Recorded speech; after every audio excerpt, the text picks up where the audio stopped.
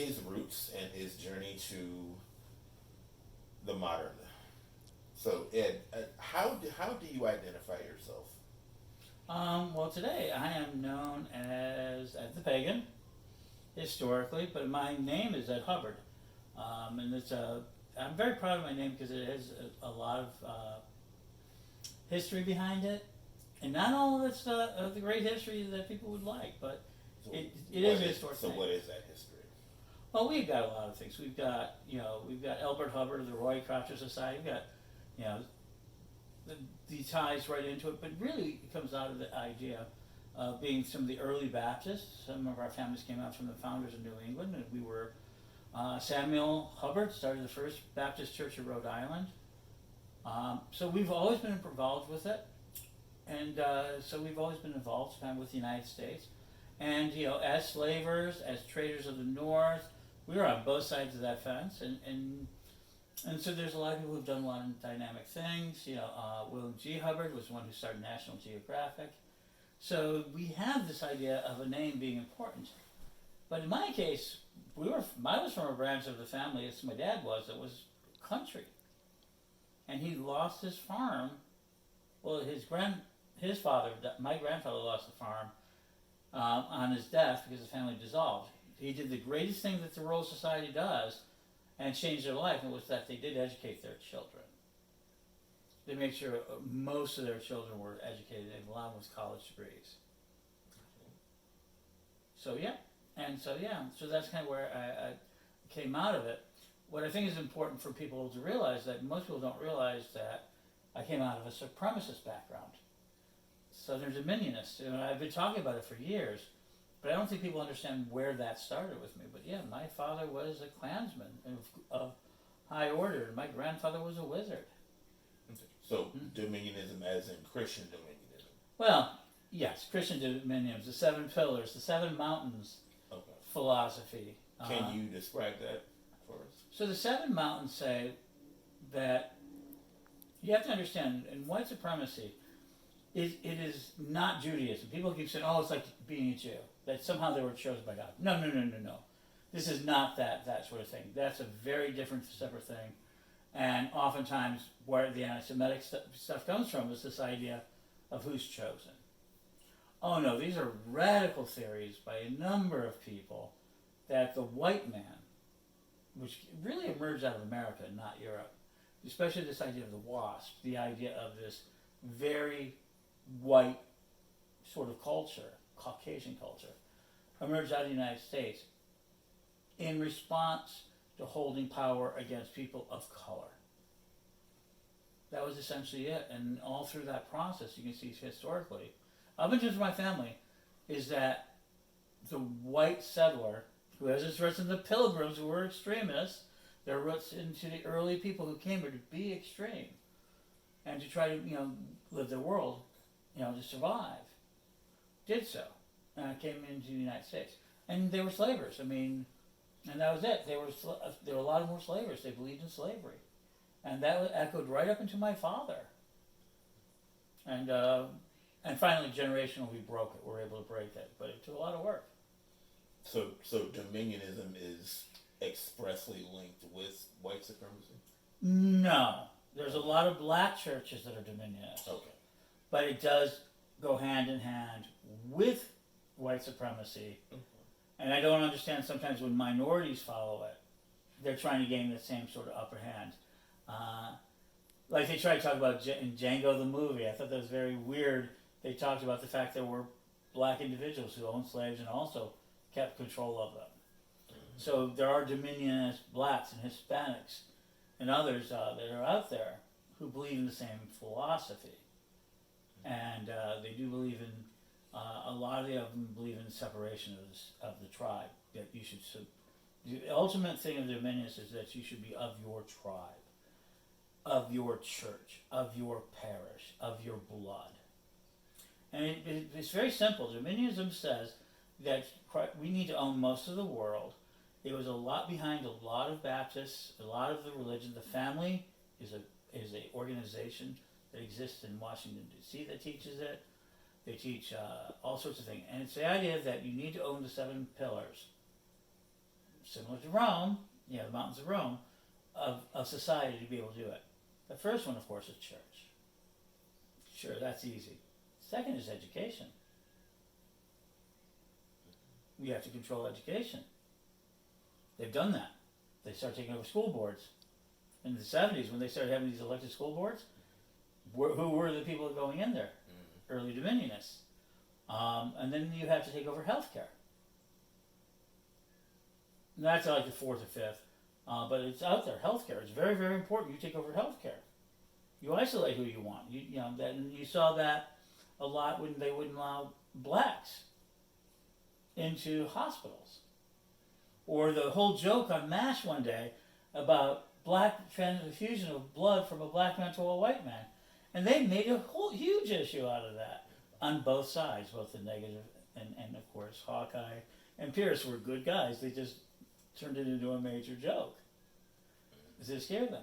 But that sort of ideology, and Dominionism means to control your health care. And it means also the same for other groups too, but for particularly in Supremecy, that we're seeing right now in DC. This is the group that's taking over. And then you have to control government. And that's, of course, the big one. They've been doing that. Elect your officials. There is no separation of church and state. This is how the church and state become abide. And then food. It's important to control food. Commerce. Big on commerce. And the seventh and final one is, of course, what they call conceptuality. It's gotten changed to a couple of things, but the idea, who has the right to make the language?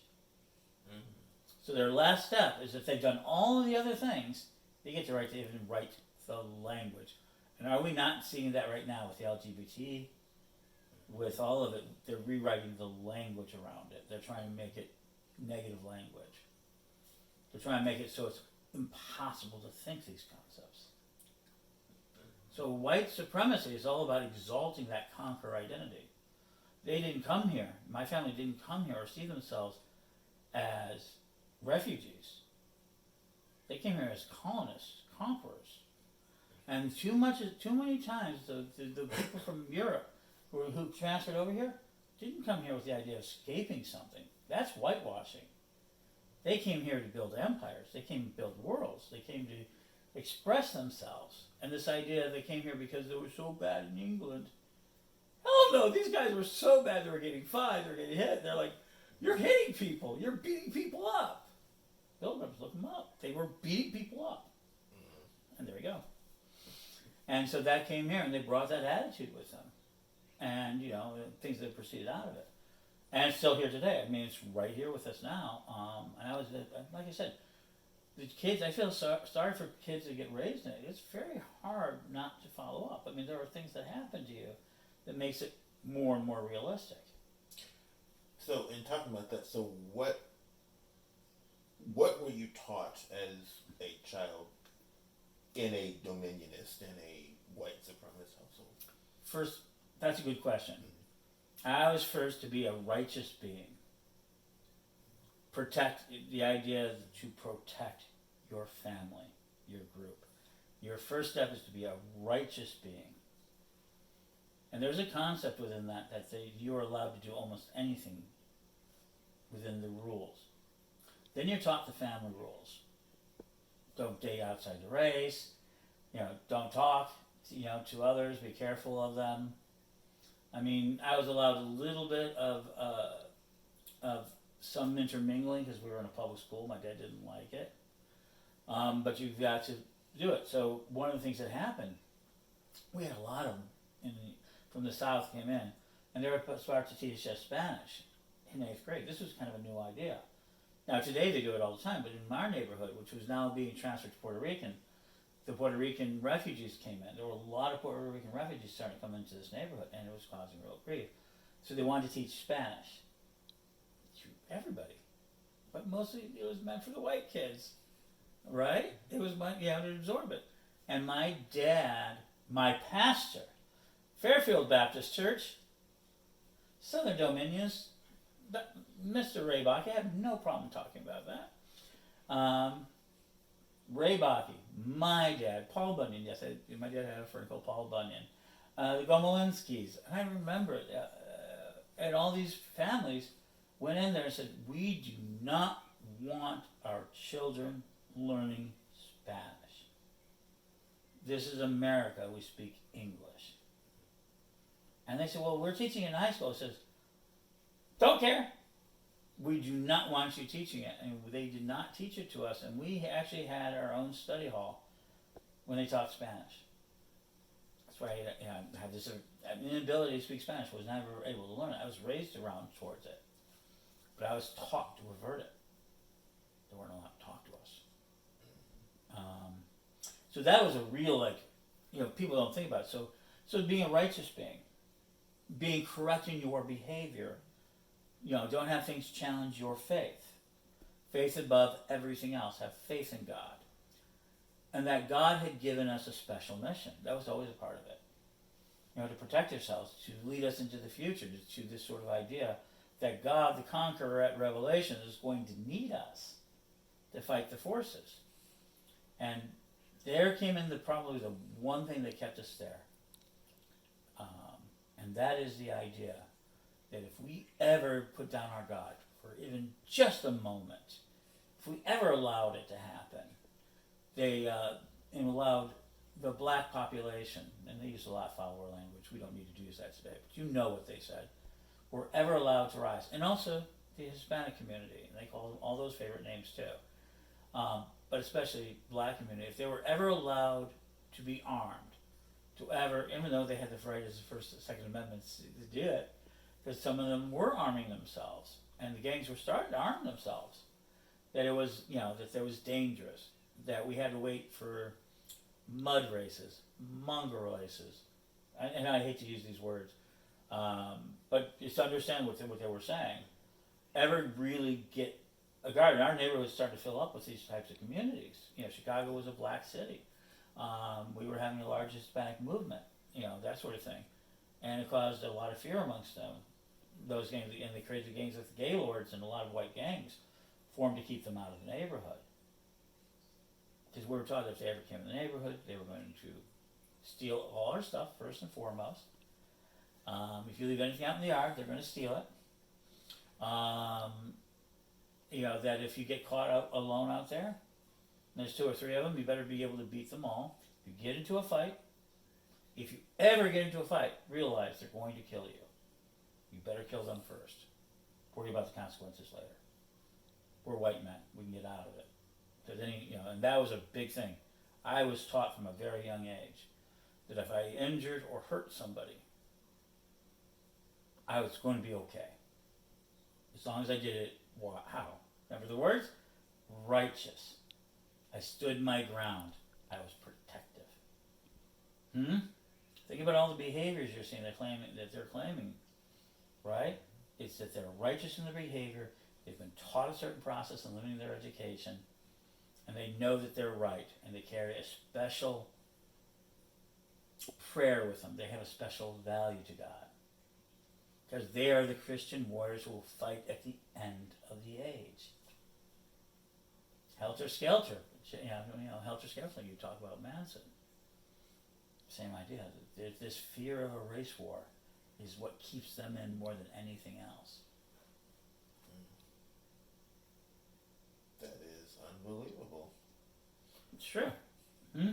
But how did you, at what point in life did you transition? Because obviously then you became Ed the Pagan. I became, there will be a moment where I dramatically changed. I think one thing, I want to offer one more piece. One thing that dramatically changed me to the negative and frightened me, and it really hurt me for a long time, is I met a young Puerto Rican young lady, and Amanda. They said, well, that's not much of a name. Well, no, that sort of thing. And I thought she was the most cutest, most beautiful thing. And I wrote her a note and said, I want to go out with you. I've never been sure exactly how and I think that her father handed it back to him, that they let him know, no uncertain terms, he let me know that I would not ever date a person of race, color. He used the whole language. I had a 10-minute diatribe right there of what I was not allowed to marry. And that was all at the other end of fists, kicks. It was the worst beating I ever got in my life at that point. It put me down for 3 days. I could not go out of the house. And my father promised if he ever did that again, he would kill me. So you talk about honor killings from Muslims. It's in the supremacist community too. There is this idea that you don't do. So I go into the military, happy Ed, 17 years old. I joined the military, get through my boot camp, get through my A school, get through my second A school because I was colorblind in my first one, and I get my first posting on a ship. I am a yeoman, even second class, about to get my third stripe for class, and I'm working in an office.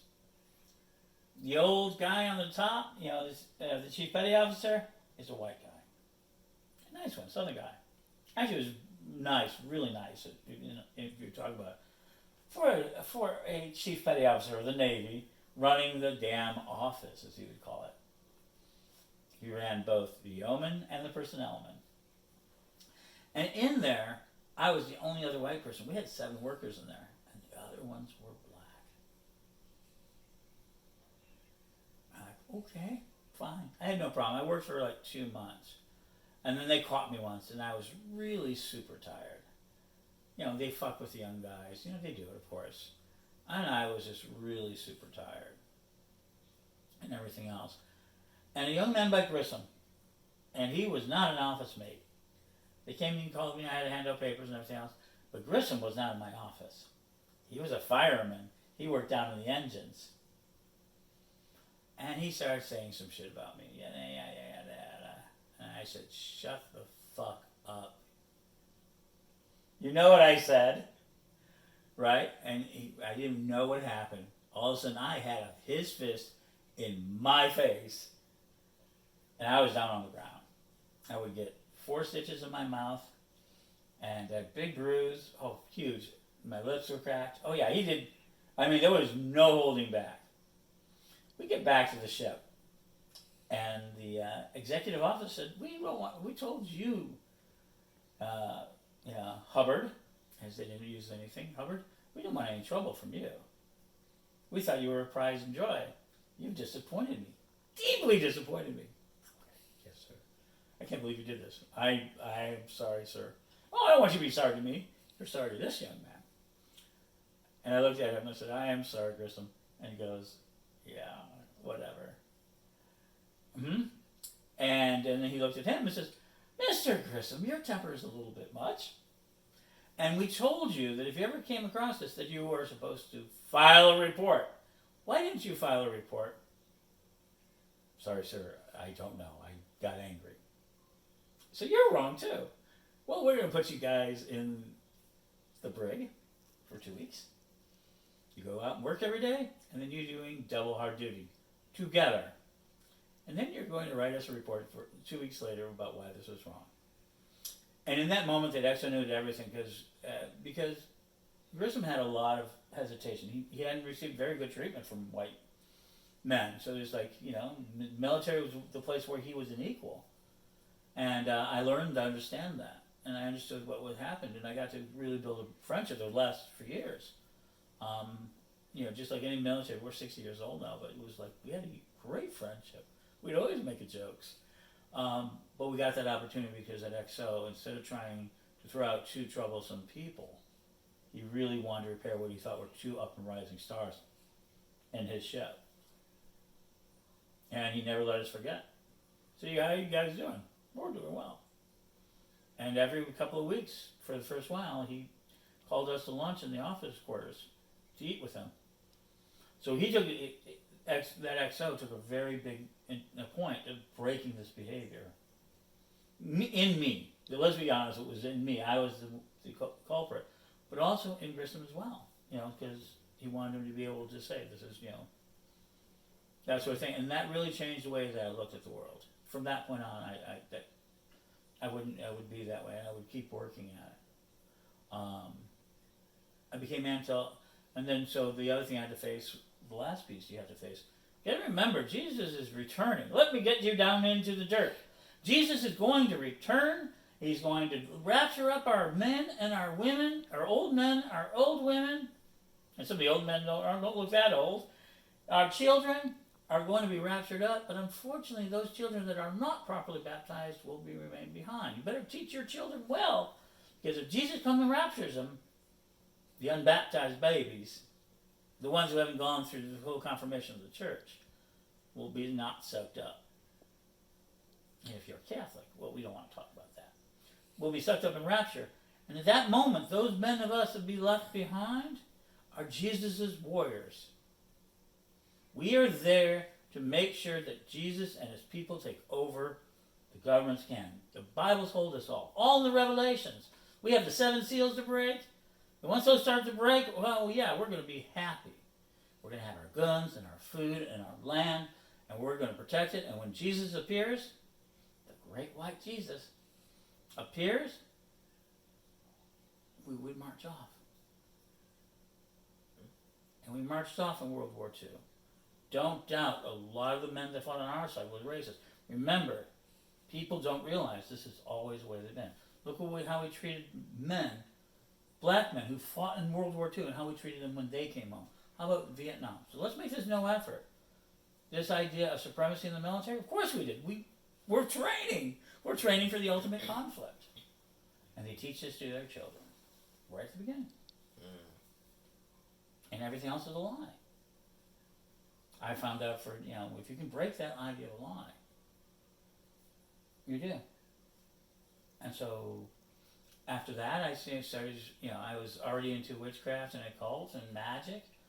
And I decided that I had one more incident, the Jupiter effect. If anyone remembers the Jupiter effect, me and my boys, we thought this was Armageddon moment. Jupiter effect. When all the planets lined up, in California, which where we were stationed, was going to fall into the ocean. We took our leave, and everybody knew why we were taking our leave. It was like, hey, yeah, the California's going to fall into the ocean. And we went out. We went out for 10 days of liberty. On day 1, nothing happened. So delay 2. Sit out there in there, and then have to come back to work. When everybody knows, everybody knows that you and your little crew of white boys, that's who were there. We knew we ended the world. And I had a few kooks. It wasn't it wasn't really a supremacist group at that point, but it still had those elements. Still very Christian. And we went out there to the desert thinking that, California was going to be, and we were going to see the beginning of Armageddon. Every Christian group that's properly groomed can be brought to a moment of battle. We've seen it over and over again. Millerites. Everyone can bring it. So you can kill today to bring them to that one moment. And that's what happened January 6th. Remember, this is built into their psychology. And when I got back, oh my God, we were so laughed at. It wasn't just a little laugh. The officers gave them permission. The chaplain gave them permission to laugh at us. They were given permission to ridicule us until the end of the week. Here you guys are. You got the rest of your leave, or that you're just out for the leave. And they says, how was your Armageddon vacation? And they just razzed us for 5 days hard. And then that period of time, I realized how toxic it was. If you don't think that we're going to survive, and that in heaven we're going to survive, this other plane of existence we're going to survive, right? You throw away your life. But you only throw away your life under the most dire circumstances, because your job is not to your life. We're outnumbered 20-1. Look at the world. All those Chinese men, when they come over by their barges, they're going to take us out. You have to take out as many of them first. There it is. You must take out as many of them first. And we had some, these were radical ideas, but this is what I was steeped in, And I had to fight it, and it took me a long time. There are times I have to be very careful. I ask my friends, am I being appropriate? Or tell me when I'm not. And it's changed over the years. But in general, I work hard at it. I try to create equal opportunities and things of that nature. But I know that this cancer exists, and it exists in our world today. And I teach people how to get past it. Remember, the best way to beat this isn't fighting it head on and trying to tell people that they're wrong. But it is to hold them accountable every time they do something. We see them get away with it all the time in law enforcement, so we can't let them get away from. I mean, it's really tough. I don't have a lot of answers. It's really negative. I just do the best job I can.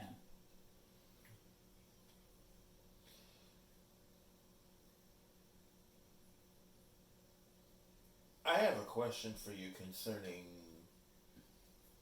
your conversation about the American structure and this Dominionism and supremacy is, in time we have talked about various holidays and such.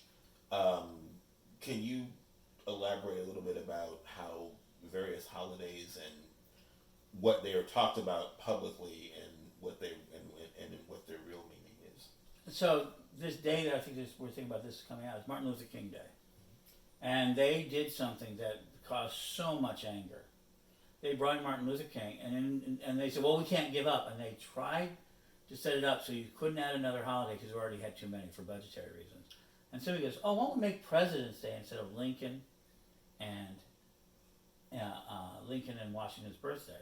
When we were kids, we got a week's week back because of that. And they were merged into one day to create Martin Luther King Day, and it took ages before that was celebrated. But let me give you the one that changed Italians to whites. Italians were not white people. They were not. Neither were the Irish. Right? They were not white people. White people were still more WASP. But the numbers were necessary. In order to get to the next society, they had to put an end to it. Irish kind of just moved into the position of being politicians, to become, policemen. They took on those type of situations. And pretty soon you saw them in Chicago and New York and Boston. They kind of took it over and got their acclamation. Italians was not so easy. We had a lot of inventors in Italy. There was a lot of good things out of it. But they were still seen, and they would often use the word in reference, they would call them spics. That would go eventually to Mexicans. And I hate using that word. I'm not doing it to be dramatic, but that's, that sort of thing. But this idea of them, they were, kind of collaborated with it. So they brought Christopher Columbus out and saying, well, look, we helped discover America. And they gave permission, right? This man who gave us the future. And if you want to be honest, brought slavery to the Americas. Disease to Americas. It would be the worst thing that ever happened to them.